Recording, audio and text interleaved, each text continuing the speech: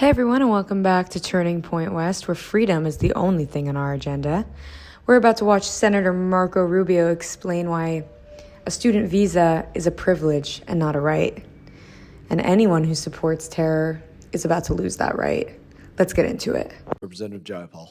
Thank you so much, Mr. Chairman. Thank you, Secretary Rubio, for being here. On March 21st, 2025, the State Department approved the revocation of a student visa for Rümeysa Öztürk, a Turkish citizen who is a graduate student at Tufts University, apparently simply for writing an op-ed. According to an internal State Department memo, you took this action under your discretionary authority to revoke visas, and soon after you revoked her visa, armed and masked plainclothes officers snatched Ms. Öztürk off the street and transported her to a prison in Louisiana.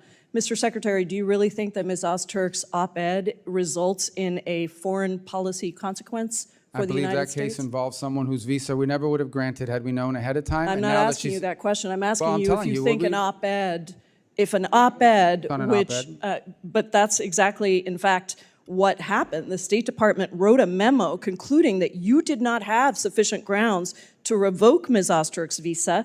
There was no evidence showing that she'd engaged in any activities that were a threat to national security. And in fact, in May, a federal court ordered Ms. Öztürk's release from detention, noting that the sole basis for the government's detention appeared to be the fact that she co-authored this opinion piece in the Tufts newspaper in March of 2024.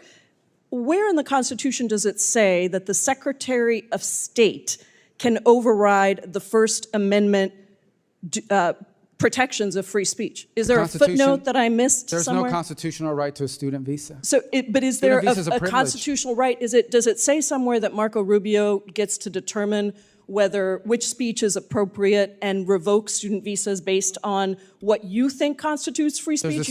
There's a statute that says the Secretary of State gets to determine whether someone is a threat. We deny visas every day all over the world. Do you think that the Immigration and Nationality Act trumps the Constitution of the United States, Mr. Secretary? Well, Congress can always change the law if you want, but I'm telling you, Mr. Secretary, while I have the authority, I will continue to revoke the visas of these people that come here to tear this country apart. You said that, Mr. Secretary. Let me reclaim my time, because you are talking about revoking student visas based on what somebody says. And that means that you are trumping the legal Supreme Court, the supreme law of the land, which is the Constitution of the United States. No one has a right to a student visa. Mr. Rubio, why did the administration need to use masked, armed, unidentified agents to whisk somebody off the street and deny her counsel for almost 24 hours after her arrest? Well, you'll have to ask the agencies that did that work. I'm not responsible for that. I'm responsible for revoking the visas of these people that come to tear this country Rubio, apart. I'm talking about this particular case where you revoked the student visa of a Turkish citizen who was a graduate student who wrote an op-ed that you didn't like.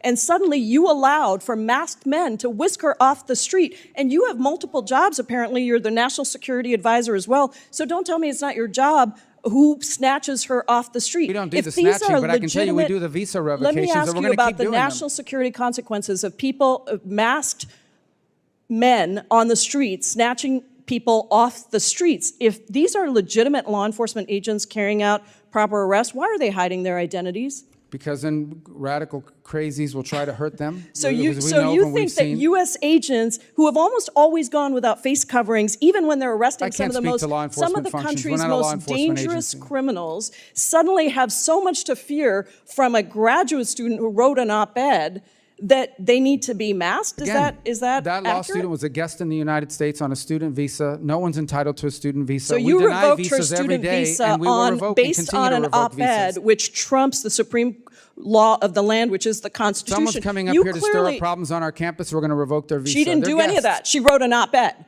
Well, she wrote an op-ed, and I'm talking to you about her particular case. Claims and your claims. Those are not the facts. Reclaiming my time, you revoked her student visa because she wrote an op-ed. Would you revoke? We're going to do more. I have another question for you. Would you revoke the visa of someone in the United States who published claims that, quote, Jews are an untrustworthy and dangerous group? Yes or no? We will revoke the visa of anyone who's in this country as a guest who's here to stir up trouble. Are you going to revoke the visa of somebody who made that? Send me the case. I'll look at it. I'm looking to get crazy people out of our country. It's not just about revoking. You actually, Secretary Rubio, excuse me, reclaiming my time. Can you explain to me why the Trump administration granted refugee status to Charles Kleinhaus, the white Afrikaner who tweeted that exact statement that I just said? There's the case. That's not a visa.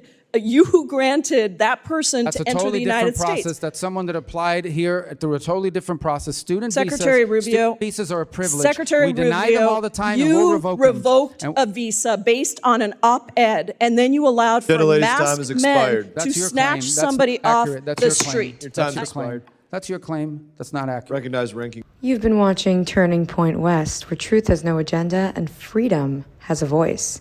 Hit the like and subscribe button for more. The battle for the West starts now.